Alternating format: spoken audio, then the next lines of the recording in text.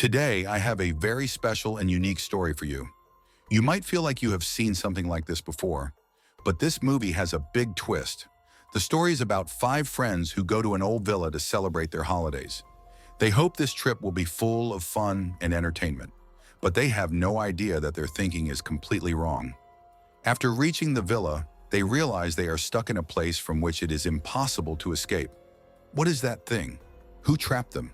Will they ever get out, or will this journey be the end of them? To find out, you have to follow the whole story.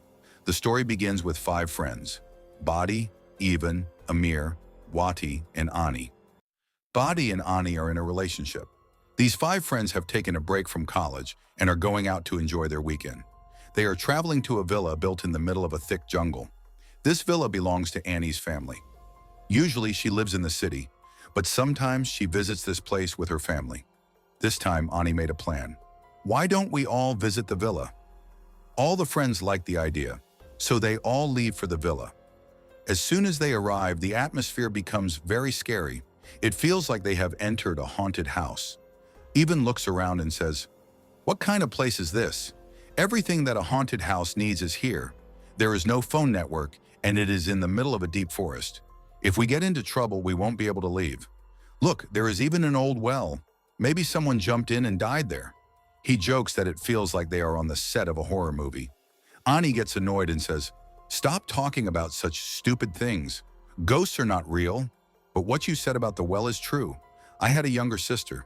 When she was a child, she was playing near this well, fell inside and died. After that, we left this villa. We only come back sometimes because her memories are here. But her soul does not wander here, so you don't need to be afraid."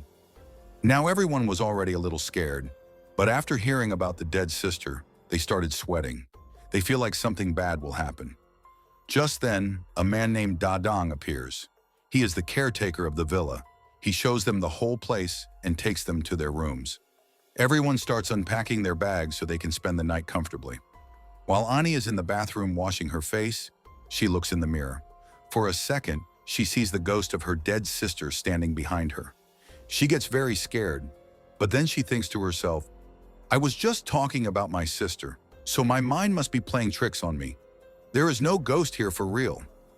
When it gets dark, all the friends meet in the main hall. They sit together and talk. Dadang brings tea for everyone. He gives them a warning. "Do not go near the well outside. It has become very dangerous. A few days ago, my cat fell into the well and died. The well used to be shallow, but now it has become much deeper. I am warning you all, stay away from it." Hearing this makes everyone even more nervous. Everyone goes to sleep that night, feeling very uneasy. The next morning, the silence is broken by Ani's loud scream. Everyone runs to her room immediately. They try to open the door, but it is locked from the inside. Ani is crying inside and cannot open the door. Ivan runs to find Dadang to get the spare key. Meanwhile, Amir keeps hitting the door until it breaks open. When they enter the room, they are horrified. Badi's dead body is lying on the bed. Someone had attacked him with a heavy weapon and killed him. The friends are in total shock. They look at Annie and ask, "Did you kill him?" Annie cries and says, "Why would I kill him? I don't even know what happened to him." Then, Amir and Ivan look at their own hands and see blood on them. Amir points at Ivan and says, "What did you do? Tell the truth. You killed Badi, didn't you?" Ivan shouts back, "I didn't kill anyone. Why are you blaming me? I think you killed him, Amir, because you once told me you liked Ani." Amir tells him to stop changing the subject and asks where the blood on his hands came from. Ivan remembers touching Dadang's door. He says this blood was on Dadang's door. Amir says, "This means Dadang must be the killer." All the friends run to Dadang's room. They stand outside and shout, "Why did you kill Badi? Open the door!" But there is no answer. They look through the window and find that Dadang is also dead. He has hanged himself with a rope. The friends are now panicking. They think a serial killer is on the island or a ghost is hunting them one by one. They decide they must leave immediately. They pack their bags and run to the car. But there is another problem. The car has a flat tire. Amir says, "Forget the tire. Let's just drive like this. If we stay here, our throats will be cut." They start driving the car on the flat tire. After driving for a while, they see a huge hole, a massive ditch in the middle of the road. There is no way to cross it. They are trapped. Ivan says, maybe this is the wrong way. Let's try another road. But Amir says, no, this is the right road. But the road has changed. It has become a ditch. Something is very wrong with this place. With no other choice, they turn back to the villa. Amir tells everyone to stay by the car. He takes Wadi with him to explore. He says, I think I understand what is happening. I just need to confirm it. Ivan and Ani are confused, but they wait. Amir and Wadi climb to the top of a mountain. When they look down, their minds are blown. There is nothing around them except the sea. They are on a tiny island. Amir realizes his suspicion was right. He goes back to the villa to tell the others. But when he sees Wadi's body again, something is different. Earlier, it looked like Wadi was killed by a weapon. Now it looks like he died because someone forced his own hand into his mouth and tore it open. Amir calls everyone together and says, look, you might not believe me, but this is the truth. We do not exist in the real world. We are just characters in a story. There is a writer who is writing us right now. Everything that happened to us, the murders, the ditch, the island, the writer wrote it all. If you try to remember your past, your parents, or where you grew up, you won't remember anything. This is because the writer hasn't written our backstories yet. Ani says she remembers her sister, and Amir explains, you only remember her because the writer needed that for the plot. Try to remember anything else. Everyone tries to think about their past, but their minds are blank. They realize Amir is right. Amir says, we are on this island because the writer hasn't created the world outside of it yet. I started doubting things because this villa was too perfectly scary. When Wadi died, the writer probably didn't like how it looked, so he changed the way he died. The writer is playing with us like puppets. The friends are devastated. They realize they aren't even real. Ivan says, I don't believe this. I'm leaving. Amir warns him, in horror movies, the person who does something stupid usually dies first. Even me telling you this is because the writer wants me to tell you. The friends ask if they can ever leave. Amir says, I don't know, but maybe if we do the opposite of what the writer wants, we can escape. As they walk back to the villa, they suddenly see Wadi and Dadang standing there alive.